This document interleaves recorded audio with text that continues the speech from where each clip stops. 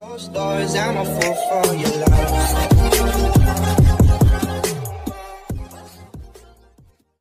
Hey guys, gulat kayo, nag-live ako, no? Ay, 500 agad, 900. Ha, hi Miss P. Si Sai, nanood din si Sai. Hi Sai Eugenio. Ayun, okay na siguro to. Saglit lang naman. Dami. Sorry, narinig na pala. Okay lang. Okay guys, so bakit ako nag-live ngayon? First time ko lang ata mag-live sa Instagram. First time lang ba? Hindi naman. Matagal na ako nag-live. Pero ngayon lang ulit. Kasi alam kong parang ang tagal nyo nang humihingi ng update sa nangyari sa amin ni Jai. And kung ano ba talaga yung nangyayari this past month. So ngayon, kasama ko si Jai. Yes, andito po siya kahit sa tabi ko. Yan. Para mag-explain. Sumama ka na lang sa frame, man.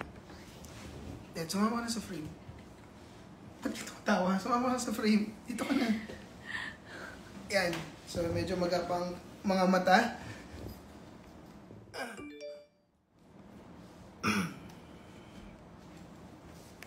Ayan, kasama ko si Jai ngayon. Wow, Jaiga in one frame after 2 months. Ganon, 2 months? Almost 2 months. Una-una na-miss namin kayo, guys. And gusto ko lang talaga magbigay ng update kasi alam kong deserve nyo yun. Sorry it took us a long time kasi kinailangan din namin ng time para sa sarili namin. Okay, to be honest, ngayon magiging honest na kami sa nangyari. Ikukwento namin sa inyo. Very brief lang siya, pero gusto lang namin maging fair sa inyo, lalo na sa mga sumusuporta at nagmamahal sa amin kasi ang dami rin namin nakikita sa Twitter, ganyan.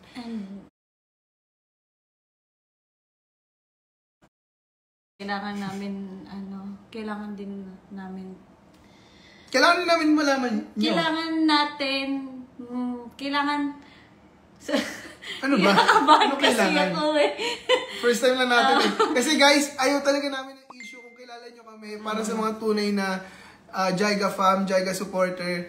Yung issue, yung pinaka-ayaw naming mangyari sa lahat. In our 4 years of relationship, never kami nagkaroon ng issue, never kaming... Ayaw namin yung pinag-uusapan for the wrong reasons.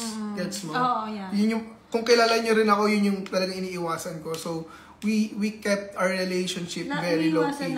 Iniiwasan namin. So, we kept both. Tama. Sorry lang. We kept our relationship very low-key at yung mga pinagdadaanan namin low-key. Si Ate Chloe nanonood. Oo. Kaya una-una, hindi kami nag-vlog about this kasi isipin nyo, ay, ginagamit nila yung issue para magkaroon ng pera, ganyan. Wala kami gagawing vlog ngayon. Instagram live lang siya kasi para mabilisan lang. So, explain na natin. Mapansin nyo for the past 2 months, 1 month. Wala kaming post about anything na magkasama kami. The truth is, guys, humantong kami sa breakup ni Jai. Totoo yun. Sorry ngayon lang namin sinabi. Ayaw kasi namin i-public agad. Pero nag-break kami nung... Kailan ba yun nag-usap tayo?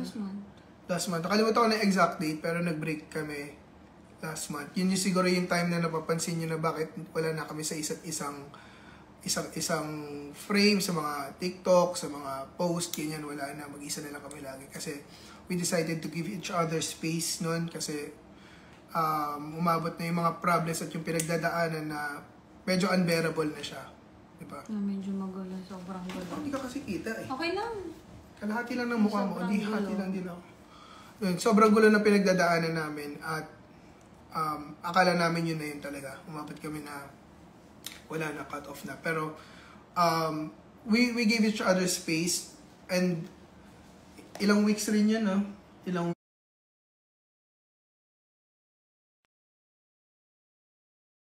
3 weeks gano'n.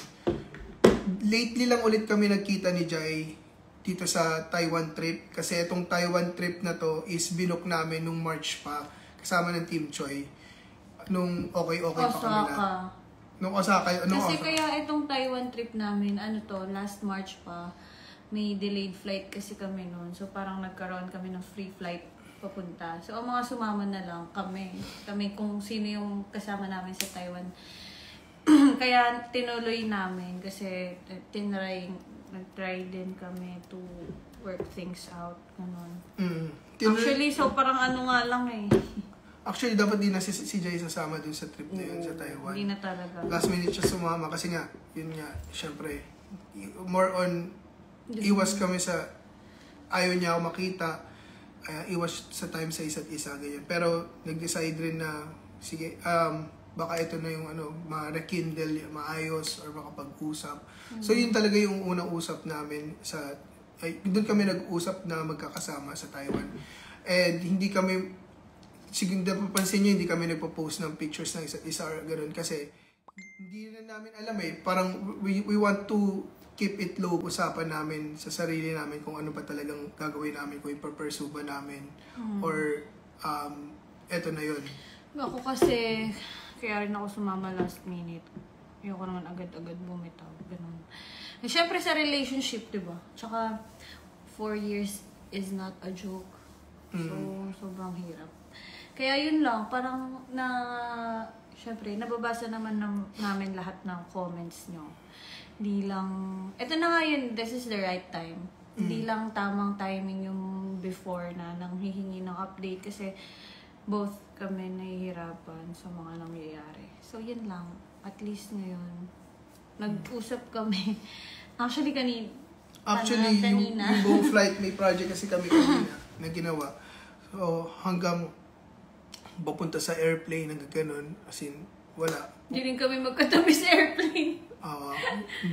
Hindi kami nakapag-usap na maayos until this morning na pinag-usapan namin kung ano ba talagang gusto namin sa buhay, kung tutuloy ba namin or kung wala na talaga. Actually, nag-iyakan pa nga kami kagabi kasama sila Jim tsaka sila Albert. Ay, naku. Nung nag-usap kami. Saksi ang mga kaibigan namin. Alam nila yan. Basta ang daming nangyari. Pero, ultimately, nung nag-usap kami kanina, we decided na ayusin pa din. Na ituloy ito. Kahit alam mo nyo, ngayon kasi yung relationship namin, sabihin na namin ngayon. Actually, ayoko nagaganito nagla-live na nagsasabi. Pero kasi kailangan natin i-update sila. Yun lang naman yung update na kailangan nating ibigay. Yung sa nangyayari ngayon, very very rocky yung relationship namin. And kasi nakikita niyo lagi on camera is masaya, di ba? Pero hindi alam behind that may mga problems kami. But we wanted to keep it very low key ngayon. Ayaw namin ma-stress kayo, ayaw namin masyadong actually hanggang ngayon, we no workout. Sana mag-workout pa. Yun. So, nagkabalikan kami today, kaninang umaga. But our relationship is still rocky. So, magta-try kami back to square one. Aayusin namin yung sarili namin para maging okay kami together. Kasi, unang-una gusto ko lang sabihin, grabe si Jai. Grabe siya as a person. So, wala akong masabi. The best. You're the best sa lahat. Grabe siya. Ayoko maging emotional. Basta grabe siya magmahal. Grabe si Jay sa lahat. And ngayon, we're gonna continue and tingnan kung ano yung kung what happens sa magiging future na relationship namin. Pero ngayon, lalaban kami. So, we are not signing off pa. Magkakasama pa rin tayo. Sa mga sumusuporta sa amin, we are not signing off pa. We are not signing off. Sorry. Maling grammar. We are not signing off. Sa mga sumusuporta sa amin, maraming salamat. Dahil nandyan pa rin kayo, nag-stay kayo. Sorry na matagal kami walang update. Sorry kasi hindi kami magbitaw ng salita. Kasi tinatry namin ayusin sarili namin. Tsaka siguro guys, yun siguro hindi din maintindihan ng ibang tao or hindi ko alam kung isang tao lang siya na maraming account. Pero hindi nila maintindihan na isa lang rin kaming normal na tao na nagkakaproblema. We're not perfect. Our relationship isn't perfect. So parang magdadaan ka sa problema kahit anong sabihin mo So yung sa amin ni Aga, talaga hindi po siya content. Totoo yun. Bakit? Di ba, for the content lang daw to? Hindi. Tsaka kasi kung magko-content kami, sana ginalingan na namin. At saka kung nagko-content kami, sana, alam mo yun, nagpaka-low-key nga tayo kasi ayaw nating pag-usapan eh. Ayaw nating sa issue. Tsaka ayaw nga natin ng gano'n. Ay, hindi, alam niyo naman yun guys, hindi naman kami gano'n mga ever tao since. mag-i-issue relationship. No, hindi, we're not like that. So, yun lang naman po. Yun lang. We're very thankful sa mga taong nagstay pa rin, nagtiwala, Jaiga fam. Sobrang grabe yung ako sinasabi ko talaga sa kanya yun, na grabe yung pagmamahal din ng mga tao around us. Kaya, yun. Ilalaban natin. Lalaban natin, mahal. Yun lang, para lang din guys, ma-update kayo. So, kung makikita. Naiiyak sila. Kami rin kagabi, sobrang magana mata namin sa kape. Pero, Thank you, Choy. Grabe yan, si Albert, si Jaime, si Ate. Ay, naku, sinasabi ko sa inyo, Yung si usapan- Jaime. Well, hindi na expected yung mga nangyari kagabi. Iba din talaga ang may tulong talaga ng... I mean, hindi naman siya tulong, pero yung advice that's coming from your real friends talaga, na alam mong susuporta sa'yo at gusto nila na magkaayos kayo, ganun. So, thank you sa mga Choy namin. Hindi lang sa mga Choy, thank you sa Jaiga fam namin na, alam mo yun, laging nandyan para sa amin, either para sa atin as both or para sa atin as individuals. Hindi nila tayo pinapabayaan, pinagtatanggol nila kahit alam mo yun. Ang hirap, sa totoo lang mahirap din kasi ayaw na namin sumagot kasi pag sumagot kami hahaba pa, ganun. So, yun, sorry rin if nag-overthink kayo or may mga ibang... Si At least Chino, makakapag-drive ka na dami daw ng sinasabi ni Chino. maayos. Alam kasi ni Chino yung magkakasama kami sa car nun. Yung Kaya guys, nga pala, kung nakita ninyo ng binyag ni Isla, hindi nga kami nagpansinan talaga kasi wala na kami nun. may nagpa-viral na video nun eh na Hindi na. parang iniwas. Naghiwalay. Yun yung time na ay talagang walang dapat na contact para mag-focus sa sarili ng mga times na yan. Pero yan, at least nag-usap ulit kami. Actually, hindi ko talaga expect. Hindi mo expect yung lahat ng pangyayaring nangyayari recently, umabot sa ganun point. Jaiga updates. Anong Ate! Ang daming mga chismoso, 7,000 nanonood sa atin. First time namin magkaroon Si ng Ate channel. Pati. Bakit?